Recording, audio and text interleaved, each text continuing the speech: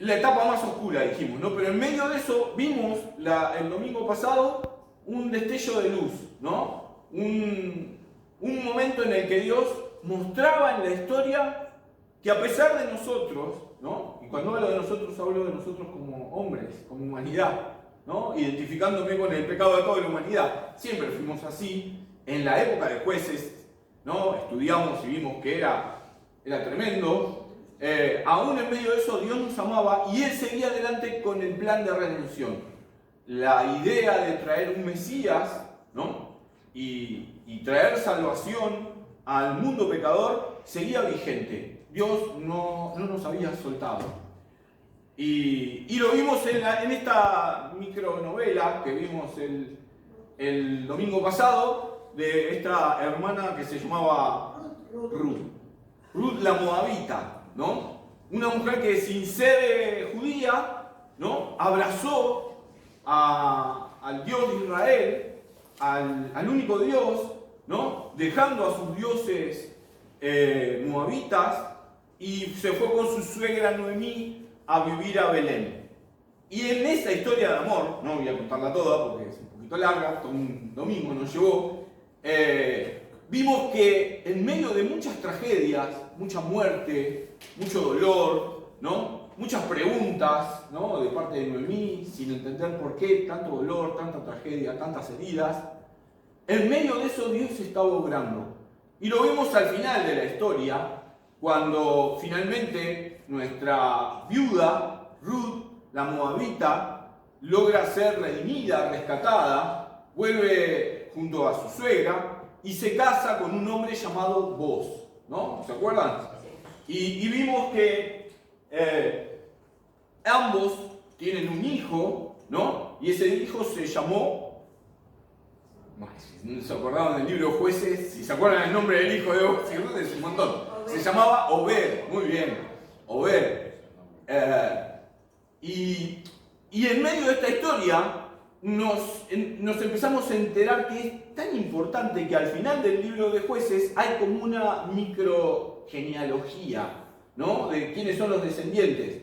Y tal cual después, yo no lo aclaré ese día, pero después me lo dijo Andrea, que debería haberlo aclarado, y es verdad, los primeros que aparecen en la genealogía del libro de Jueces pertenecían, o eran los pertenecientes a la tribu de Judá. Y se acuerdan que cuando termina Génesis, la profecía de Jacob decía que el Mesías, el cetro, ¿no? del Mesías, vendría de la tribu de Judá. Así que la genealogía que está al final del libro de Ruth marca que el plan de Dios sigue adelante. Y tal cual él había prometido en la profecía, de la tribu de Judá vendría el Mesías. Y Mateo, ahora voy a los evangelios, que se preocupa por conectar a Jesús como el Mesías prometido, arranca en el primer capítulo que todos salteamos cuando arrancamos a leer el Evangelio de Mateo, que es la genealogía. Díganme si no lo saltean. Hay que acordarse que Farés, que son nombres raros, y uno termina salteando el capítulo 1, pero quiero que juntos veamos, a modo de recordatorio, los primeros versículos del libro de Mateo, capítulo 1, dice: libro de la genealogía de Jesucristo, hijo de David, hijo de Abraham. Dios le había prometido a Abraham, ¿sí?, que haría él un padre de una nación y que de esa nación vendría el Mesías. Bueno, Jesús venía del linaje de Abraham. Pero también más adelante dijo que vendría del linaje de David. Mateo se encarga de resaltarlo. Y después dice: Abraham engendró a Isaac, Isaac engendró a Jacob, Jacob a Judá y a sus hermanos. Judá engendró a Tamar, de Tamar a Farés y a Sara, Farés a Esrón, Esrón a Aram, Aram engendró a Aminadab, Aminadab a Nazón y Nazón a Salmón. En general nombran los hombres en la genealogía. Dame un machirulo. No. Nombran a los hombres. Pero cuando nombran a las mujeres, lo hacen para destacar verdades de Dios enormes, ¿sí? No vamos a entrar en la historia de Tamar, que es un poco difícil de digerir para un domingo a la mañana, pero miren cómo sigue. Salmón engendró de Rahab a Boz. ¿Se acuerdan que esto fue lo que vimos el domingo pasado, a último momento? Nos enteramos que la madre de Boz no era ni más ni menos que Rahab, la ramera de Jericó. ¿Sí? Tal vez ahí nos cerró un poco más la historia de por qué Boz estaba dispuesto a casarse con una moabita. Porque la madre de Boz era una cananea, ¿sí? Encima ex ramera. Así que Boz había conocido el amor de Dios de primera mano. Por eso, en medio de tanta oscuridad, dijimos, encontramos a un hombre como Boz, que estaba dispuesto a ayudar al pobre, a bendecir, estaba dispuesto a amar, estaba dispuesto a redimir, que era la palabra que se usaba en aquella época para ayudar a aquel que había caído en desgracia. Así que encontramos esta verdad maravillosa. Rahab, la ramera, la que el mundo despreciaba, entra en la genealogía de Jesús. Y termina diciendo que Boz engendra ahora de Ruth, la moabita, a Obed. Y de Obed tiene un hijo que se llama Isaí. Y ahí nos cierra la historia por todos lados, porque Isaí fue el padre de David. Así que Dios sigue adelante con su plan. ¿Me siguen lo que quiero decir? Desde Génesis hasta este punto, contra nuestra naturaleza, contra la manera en la que vive el hombre, aún así Dios escogía personas y las usaba para seguir adelante con su plan. Y una cosa que destaqué el domingo pasado, y quiero arrancar destacándolo hoy porque me parece más que importante, para que lo recuerden para toda la vida lo que voy a decir ahora. Porque Jesús dijo algo: en el mundo tendréis... Jamás Jesús prometió que vivíamos en un mundo, los cristianos, lleno de prosperidad, sin problemas de salud, con abundancia de trabajo. Jamás habló de eso Jesús. Jesús dijo que sí, Él estaría con nosotros hasta el fin del mundo, pero que en el mundo tendríamos aflicción, ¿sí? Esta es la verdad. Pero la historia de Ruth, y esto es lo que quiero destacar, nos muestra que aún en medio del dolor, en medio de las pruebas, ¿sí? En medio de las heridas, en medio de las pérdidas, ¿sí? ¿Se acuerdan? 3 muertes en el libro de Ruth, relatamos en los primeros capítulos. Y no muerte de la tía, de la abuela. Muere el esposo, mueren los hijos de Noemí, ¿sí? El esposo de Ruth. Digo, eran pérdidas serias, pero en medio de tanta tragedia, Dios estaba ahí. Y Dios estaba en el trono y seguía adelante con su plan. ¿Por qué quiero recordar esto? Porque, nada, todos vamos a vivir situaciones en las que nos vamos a llegar de preguntas como Noemí. Pero quiero que se queden con esto para siempre. Dios no pierde el control. Y Dios está obrando. A veces de maneras misteriosas y en silencio que no lo vemos. De hecho, la historia que sigue ahora sigue siendo en el periodo de jueces. Y sigue siendo en tiempos de oscuridad en la nación de Israel.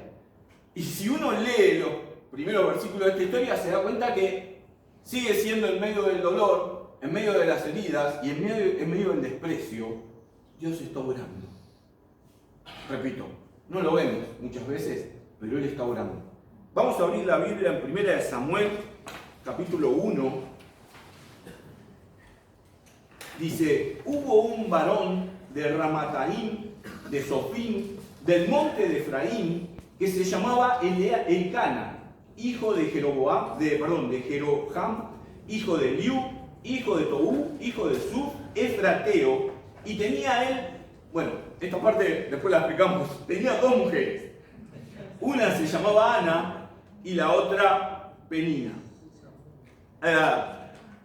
Primero vamos a aclarar que, sí, porque si no, es bíblico. No es bíblico. Era en esa época, en aquel tiempo, era normal que los hombres a veces tuvieran más de una esposa, ¿sí? Pero inclusive en el Nuevo Testamento dice que Dios pasó por alto, ¿sí?, los pecados de aquella época y esas situaciones, ¿sí? Como que fue permisivo en ese momento, era un tema cultural, era otra época, ¿no? Esto no hace doctrina para hoy, ¿no? Hacía falta que lo digan, no. De hecho, cuando Dios creó a Adán, ¿cuántas mujeres le hizo? Si no, le hubiera sacado 2 costillas, o 3, no tipo Talía, una de cada lado. Pero le sacó una sola, así que el plan de Dios era una. Y fue suficiente. ¿No? Y de hecho esta historia muestra que dos era complicado. Una tenía hijos y Ana no. Y Penina se ve que tenía cierta maldad y se burlaba de Ana porque no podía tener hijos, porque en la cultura de aquella época una mujer que no tenía hijos se la consideraba maldita, ¿sí? O castigada por Dios. Así que una mujer sin hijos era despreciada. Ahora qué loco que esta historia empiece con una mujer con problemas de esterilidad, ¿no? Digo, los que venimos desde Pentateuco, ¿se acuerdan?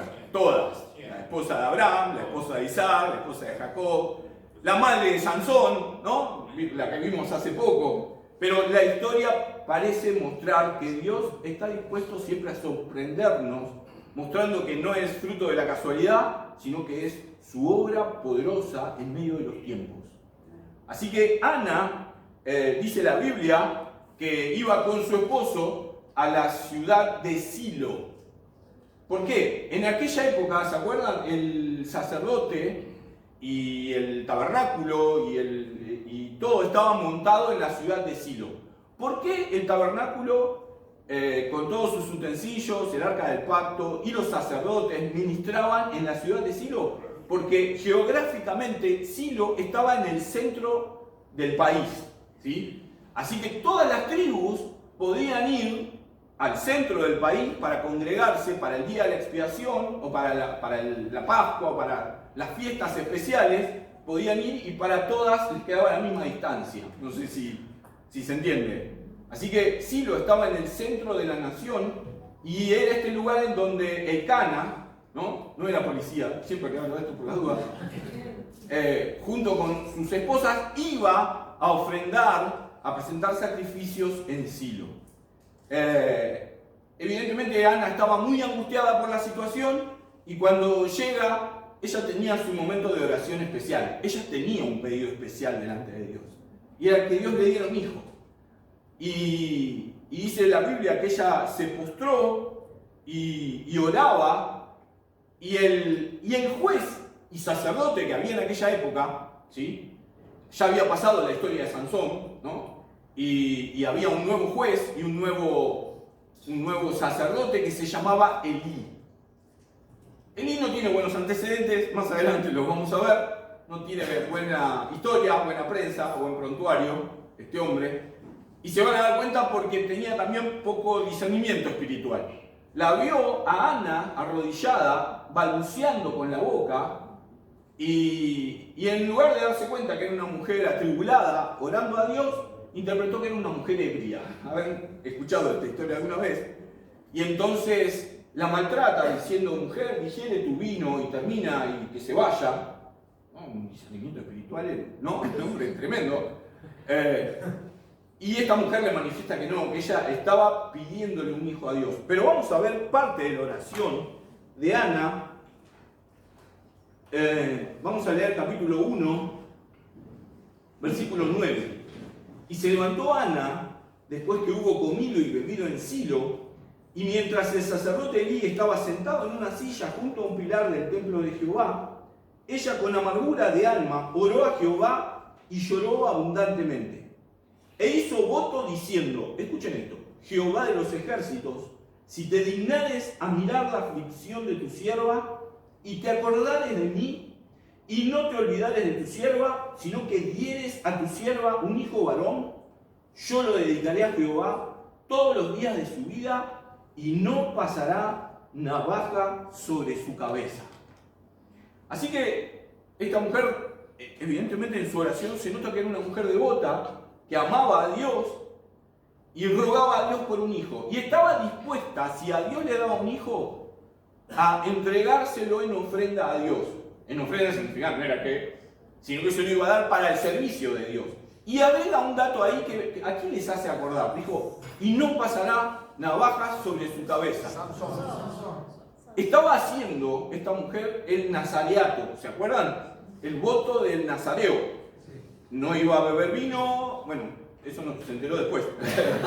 Pero no, después, ya se enteraron que no califica para la fantasía. Que a algunos no le daban mucha bolilla, ¿no? Porque después Sansón hacía todo lo contrario. Pero este jovencito, este niño, si Dios le enviaba un niño, ella prometía darle y ponerlo con los mismos votos que había tenido Sansón. El voto del nazareato y dejarlo en el templo. Así que, muy bien. ¿Se acuerdan de las condiciones de Eduardo para hacer una? Tremendo. Bueno, el tema es que finalmente... Otro 10. Como Dios, ¿no? Todos han pasado. Como Dios no miente, ¿no? Y Dios ama, y Dios estaba siguiendo adelante con su plan, eligió a esta mujer devota, fiel a él. Es evidente que Dios elegía personas no perfectas, pero personas que lo amaban y que esperaban en sus promesas. Así que Dios le dio un hijo a esta mujer y cumplido el tiempo, ella fue y lo presentó en el templo. Este niñito era Samuel, ¿sí? Así que finalmente tiene a Samuel y va y lo lleva al pueblo. ¿No tengo la imagen? ¿No? A ver. Sí. El niño comienza a criarse dentro del templo, en Silo. Así que la madre cada año que iba, ¿no? Cuenta la Biblia que iba obviamente a visitar a su hijo, tal cual lo hacía todos los años. Ella iba, le llevaba una prenda, ¿no? Imagínense el encuentro entre Ana y su hijo, que comenzaba a crecer y a servir en lo que podía dentro del templo. ¿Qué pasaba en el templo en aquel momento? Como les dije hace un ratito, el sacerdote y juez de Israel en aquella época era un tal Elí junto a sus hijos Ofni y Fines, ¿no? Que se hicieron célebres con sus nombres en la Biblia. Yo les conté que Israel estaba en un tiempo de oscuridad. El punto es que, como termina el libro de Jueces, se mostraba que la oscuridad se había expandido aún entre aquellos que debían brillar y debían enseñar la palabra de Dios, entre los levitas. Así que tanto Elí como sus hijos, Elí no incomodaba a sus hijos, no corregía a sus hijos, y sus hijos, aunque ministraban en el templo, ¿sí? Y eran sacerdotes, profanaban el templo y le daban la espalda a Dios y pecaban en el mismo templo. Según cuenta la Biblia, aún llevaban mujeres al templo, ¿sí? Para hacer sus fechorías. Digo, imagínense en la bajeza que había caído el liderazgo espiritual de la nación, ¿no? Que eran los levitas. No tenían temor de Dios para pecar aún dentro del mismo tabernáculo. Esto es lo que pasaba en aquel tiempo. En medio de esta situación, el que se está criando y está creciendo es precisamente Samuel. Y esta historia para mí resalta esto, ¿no? Porque siempre se habla de la influencia del entorno, ¿no? Y él es así porque su entorno es así, ¿no? Habrán escuchado esto. Y dime con quién andas y te diré quién eres. Pero esta historia prueba de que cuando alguien ama a Dios de corazón y está consagrado a Dios, no importa a la gente que te rodee, ¿sí? Porque tus convicciones son claras. Y Samuel crece de esta manera, con la convicción clara de que él estaba ahí sirviendo a Dios, aún desde pequeño. En una noche, esta es la historia más conocida, ¿no? Samuel está durmiendo, era pequeño, y siente una voz que lo llama, ¿no? Samuel, Samuel, ¿escucharon esto alguna vez? Él se levanta y va corriendo ¿a quién? ¿A quién va a ver? ¿Alguien se acuerda de la historia?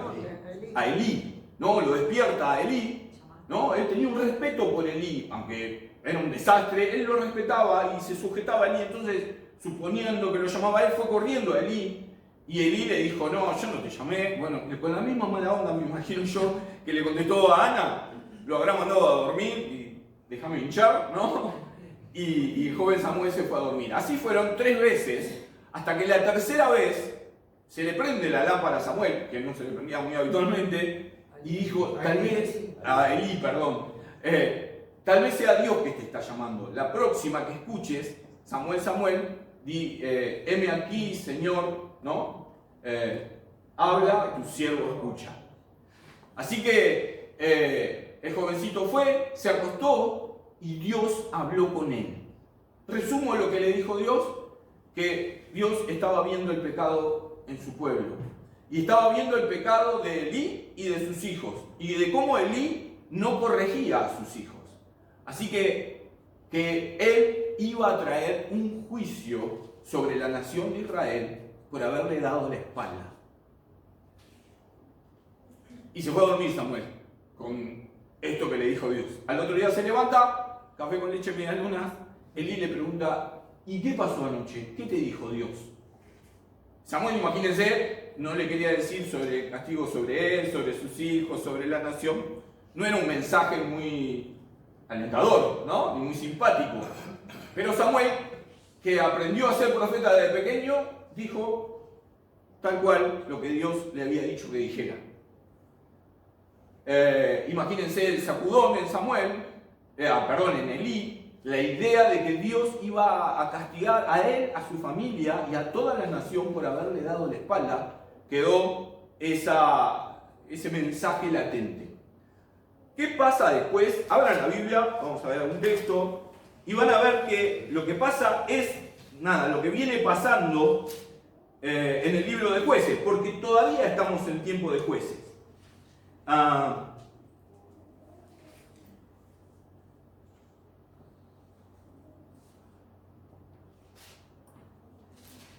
Acá.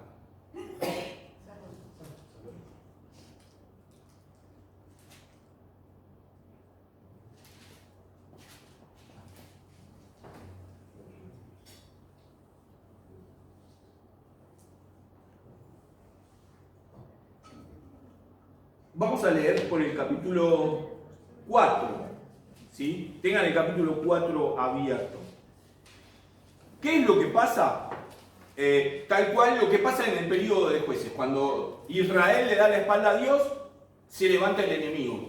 En este caso, una nación enemiga. En este caso iban a ser los filisteos, ¿sí? Y los filisteos comienzan de nuevo a hostigar, ¿sí? Y a invadir la parte oeste del territorio judío, y empiezan a invadir, y empiezan a atacar, y empiezan a robar, y empiezan a matar.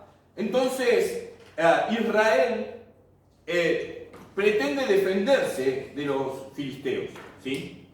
En algunas de las batallas como que pierden, entonces en un momento deciden, recordando viejas historias, ¿no?, enfrentar a su enemigo a través de Dios. Lo que pasa es que era un Dios al que ellos le habían dado la espalda y habían abandonado. Entonces se les ocurre la magistral idea a la nación de Israel de sacar del lugar santísimo, ¿no?, el arca del pacto. ¿Se acuerdan del arca con los dos querubines? La sacan del lugar santísimo y van a la batalla con el arca. Vamos a ver algunos textos ahora. Primera de Samuel, capítulo 4, versículo 4. Y envió el pueblo a Silo y trajeron de allá el arca del pacto de los ejércitos, de Jehová de los ejércitos, que moraba entre los querubines.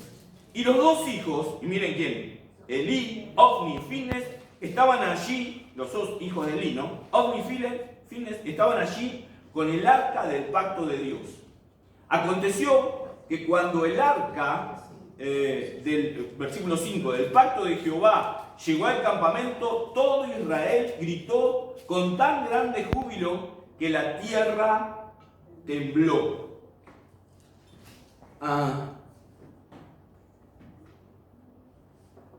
Hay un versículo que quiero destacar antes, ese era el que quería ver. El capítulo 4, versículo 3. Si Israel se arrepentía, y esto lo vimos en la historia de Jueces, Dios levantaba un juez que liberaba a la nación de Israel, ¿sí? Ahora, miren el arrepentimiento de la nación de Israel en este periodo de la historia. Capítulo 4, versículo 3, dice, cuando volvió el pueblo al campamento, ¿no?, después de haber sido vencido por los filisteos, al campamento, los ancianos de Israel dijeron, ¿por qué nos ha herido hoy Jehová delante de los filisteos? A diferencia de otros momentos, la nación de Israel se daba cuenta de su estado de pecado y pedía perdón. esta vez no se daban cuenta. No entendían por qué Dios permitía que el enemigo los venciera a los filisteos. O sea, por usar un término muy de este tiempo, se autopercibían santos. ¿Sí? Como que no entendían cómo es que Dios no los defendía. ¿Sí? Fue ahí que deciden traer el arca. ¿Sí? Y cuando traen el arca, estaban Elí, los hijos de Elí, Ofni y Finnes, y se preparan para llevarla a la batalla, porque pensaban de que llevando el arca del pacto a la guerra, Dios estaría con ellos y les daría la victoria. Dice que cuando el arca llega al lugar en donde estaba todo junto al ejército, hay gritos de algarabía y alabanzas, ¿no?, a Dios, pensando, ahora sí vamos a tener la victoria. ¿Sí? Y esto empieza a probar algunas cositas. En primer lugar, hay religión y no hay fe, ¿no? Hay corrupción en lugar de santificación. Bueno, acá yo salté algunas, porque estas las vemos todas en el seminario hace años, y acá no hay tiempo. Pero lo que quiero ver es esta, puntualmente. Había ruido, ¿sí? ¿Ven? Capítulo 4, versículo 5, pero no había verdadera adoración. ¿Me entienden? Había una exaltación emocional. Tenemos el arca, vamos a vencer, pero no había verdadera relación con Dios de parte del pueblo de Dios. ¿Me entienden? Era una relación con Dios intelectual de domingo. Bueno, ellos no se juntaban los domingos. ¿Me entienden? Y se autopercibían santos, volviendo al término, ¿no? Y a que estaban bien delante de Dios y que ahora de alguna manera le estaban exigiendo a Dios, llevando el arca, darles la victoria. Resumiendo, porque es un poco más largo, pretendían hacer de Dios un amuleto de la buena suerte, ¿no?, en medio de la batalla. ¿Qué pasó? Vamos a ver el texto. Capítulo 4, versículo 10. Pelearon pues los filisteos, e Israel fue vencido, y huyeron cada cual a sus tiendas, y fue hecha una muy grande mortandad, pues cayeron de Israel 30.000 hombres de a pie. 30.000 personas murieron aquel día, 30.000 soldados, con el arca y todo, ¿no? Imagínense la sorpresa para la nación de Israel. Y pasó algo aún más trágico. En medio de la batalla, los filisteos tomaron el arca como botín y se la llevaron. Y en medio de la batalla, Dios cumplió su palabra y enjuició a los 2 hombres que llevaban al pecado a la nación desde hacía tiempo. Ofni y Finnes, los 2 hijos de Elí, mueren en el campo de batalla ese día. Un hombre que logra escapar del campo de batalla va corriendo hacia Silo y encuentra a Elí en la misma posición que lo vimos en el capítulo 1, sentado en la puerta del templo. En la puerta del templo no, en la columna del tabernáculo. No había templo en ese momento. Cuando ya estaba ciego, dice la Biblia, y también es un detalle que era físico y real, pero también muestra una realidad espiritual. Y es que el líder de la nación, el juez, el que debía guiar al pueblo de Dios, ¿sí?, hacia Dios, estaba ciego, pero no estaba ciego solo físicamente, estaba ciego espiritualmente y hacía años. La Biblia aclara por ahí también que en este tiempo no había palabra de Dios. Claro, ¿qué palabra de Dios iba a haber si el que la debía dar, ¿no?, Elí, estaba ciego espiritualmente? Estaba muerto espiritualmente. Cuando se entera de la muerte de sus hijos, algunos dicen que estaba gordo, esto es otros comentaristas, y asocian de por qué estaba tan gordo. Y me gusta la asociación, porque los hijos de Elí no solo se acostaban con mujeres en el tabernáculo, sino que robaban de las ofrendas. Y las ofrendas en aquella época eran corderitos, ¿no?, y animales. Así que imagínense, no quiero hablar mucho de esto por nosotros que comemos carne muy de vez en cuando, ahora, ¿no?, la carne está tan cara. En la mesa de Elí había carne todos los días, porque los hijos robaban de las ofrendas. Y entonces algunos dicen que estaba pesado, estaba gordo, y esto lo aclara así la Biblia, no gordo, pero sí pesado, así que estaba sentado en una silla. Cuando se entera de la muerte de sus hijos, se cae de la silla y se muere Elí, tal cual Dios lo había profetizado. Ofni, Finnes, Elí, muertos. En medio de esta situación, miren que todo trágico. La esposa de Finnes estaba por dar a luz. En medio del estrés del momento, había muerto su esposo, su cuñado, su suegro, se estaba muriendo toda su familia. Ella da a luz. Y antes de dar a luz, alcanzan a ser su hijo. No pudo ni ponerle nombre porque ella muere en ese momento, y entonces las parteras le ponen de nombre Icabod. Icabod significa la gloria de Dios ha sido traspasada.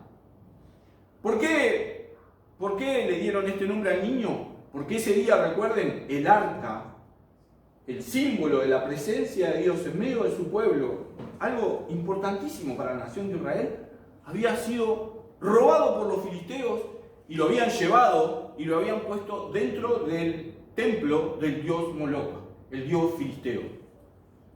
La gloria de Dios ha sido arrebatada. Esto era la idea del nombre de este jovencito. Icabod, la gloria de Dios ha sido traspasada. Sigue la historia, porque los vencidos son los pecadores israelitas, ¿sí? A Dios no lo vence nadie. Así que cuenta la historia rápidamente. El arca en medio de los filisteos y dentro del templo del Dios de los filisteos no iba a quedar sin venganza de parte de Dios. Así que dice la Biblia que se cae, ¿no?, la estatua al Dios. Cuando van al otro día, entran al templo del dios filisteo, Moloch, y encuentran al Dios volteado en el piso con las manos cortadas, ¿no? Pero no solamente eso, sino que empezaron a tener tumores, empezaron a enfermarse y dijeron... y ahí los filisteos, miren qué grande es Dios sin dejarse sin testimonio. Sus hijos daban muy mal testimonio de él, pero él no se iba a dejar sin testimonio. Ese día los filisteos dijeron, saquen el arca de acá, porque el Dios de Israel sí que es poderoso. Sáquenlo. Entonces lo cargaron en un carro, ¿sí?, y se lo devolvieron a Israel. Les resumo la historia. El arca terminó en un lugar llamado Kiriat Jearim. Se llamaba el lugar en donde quedó el arca. No fue llevada hasta Silo, sino que quedó en ese lugar por 20 años. Kiriat Jearim quedaba más al este, no quedaba en el centro de la nación. Capaz que es un símbolo también, ¿no? Dios debía ser el centro de su nación, pero por un tiempo por 20 años quedó en un costado, e Israel quedó dominada y perseguida constantemente por los filisteos durante 20 años por haberle dado la espalda a Dios. Quiero terminar con esto porque... ¿Vamos bien con el tiempo? Sí. Porque repito, a pesar de nosotros, Dios sigue su plan, ¿no? Y en medio del pecado, en medio de las tragedias, Dios sigue firme con la idea de salvarnos, con la idea de enviar a su Hijo, ¿no?, de la tribu de Judá, del linaje de David, para redimirnos, y Él sigue adelante. Mientras Samuel sigue creciendo, mientras Israel sigue pagando el precio de su pecado, sigue viviendo las consecuencias de su pecado con los filisteos que lo dominaban, hasta que finalmente... Abran la Biblia en el capítulo 7, versículo... Voy a leer desde el 2, así cerramos lo del arca, donde estaba. Dice, desde el día que llegó el arca a Kiriat Jearim pasaron muchos días, 20 años, y toda la casa de Israel lamentaba en pos de Jehová. ¿Sí? ¿Qué pasó después de 20 años? Y aparece nuevamente. Dios levanta al último juez, el último hombre que unificaría la nación, ¿sí?, unificaría la nación de Israel y traería libertad. Primera de Samuel, capítulo 6, versículo 3. aparece Samuel nuevamente, ahora más grande, y dice, habló Samuel a toda la casa de Israel diciendo, si de todo vuestro corazón os volvéis a Jehová, quitad los dioses ajenos y a Astarot de entre vosotros, y preparad vuestro corazón a Jehová, y solo a él servid, y os librará, el 7 era, 7:3, y os librará de la mano de los filisteos. 4. Entonces los hijos de Israel quitaron los Baales y a Astarot y sirvieron solo a Jehová. Se dan cuenta que la nación de Israel le había dado la espalda a Dios y había comenzado a adorar los dioses cananeos.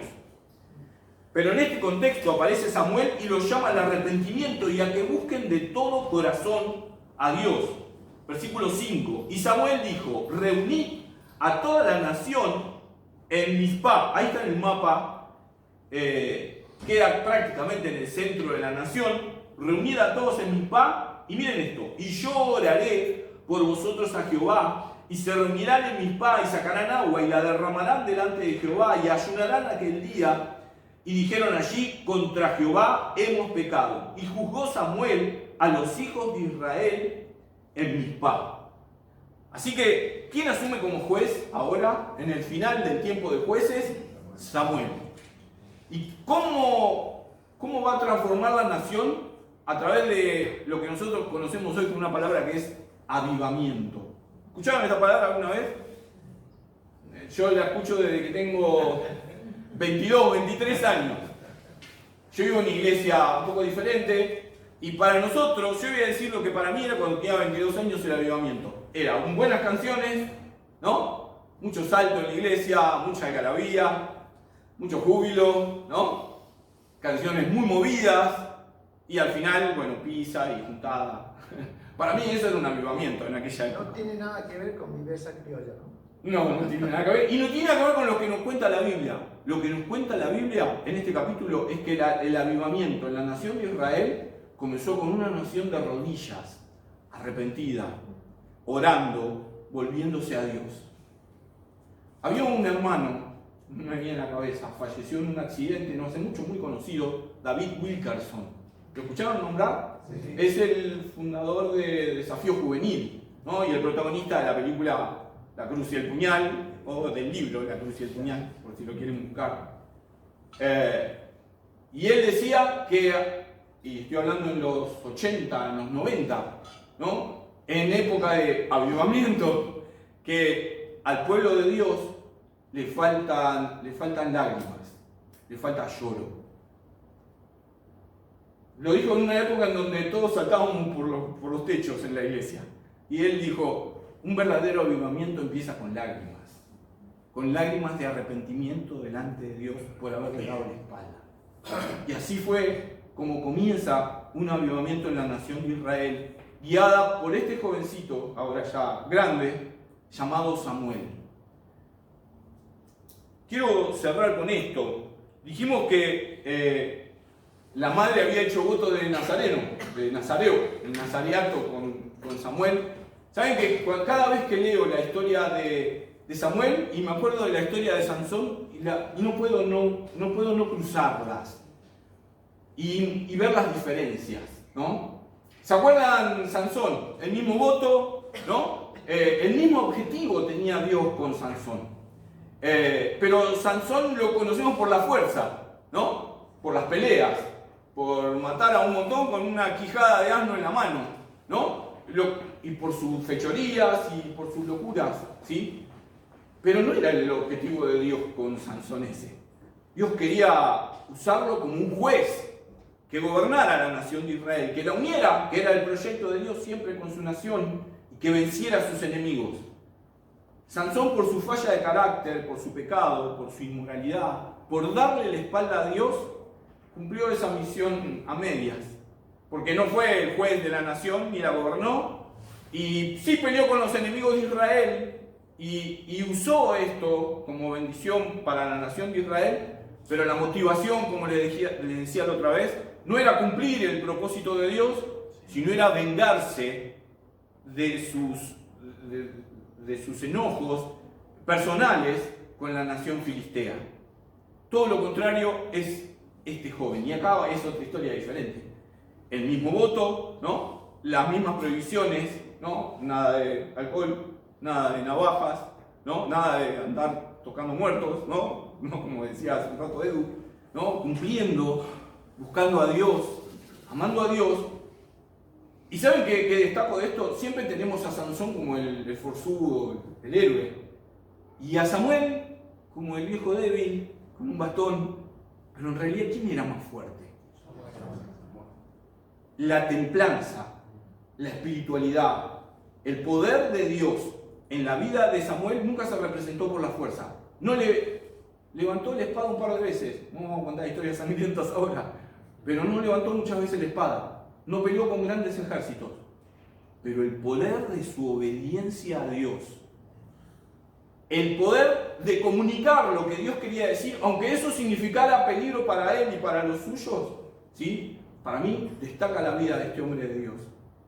Siempre tenemos al musculoso Sansón. Yo me quedo con el musculoso por dentro, Samuel, que decidió, en medio de una nación que le daba la espalda a Dios, ser el pionero en levantar esta nación. Les resumo la historia. Samuel, después de esta convocatoria, hacen una oración y los filisteos dijeron: están todos juntos en Mizpá. Ya les ganamos tantas veces, vamos de nuevo, dijeron. Pero los filisteos no sabían que ahora Israel se había alineado con Dios. Y acá está el secreto, ¿no? El secreto de la victoria. El secreto de estar alineado con Dios. Fue el secreto en la vida de Samuel. Fue el no secreto en la vida de Sansón. Ahora iba a ser el secreto en la vida de una nación. Al estar alineados con Dios, dice que los rodearon los filisteos. Samuel oró y dice que Dios tronó desde los cielos. No hizo falta levantar una espada. Dios tronó desde los cielos y los filisteos comenzaron a temblar y comenzaron a huir. El ejército de Israel los siguió, no vamos a contar el detalle de la batalla, pero los israelitas, por el poder de Dios, con la intervención de Dios, vencieron esta vez totalmente a los filisteos. En ese momento, Samuel levanta una piedra en el campo, en Mizpá, y dijo estas palabras tan conocidas. Vamos a verlo.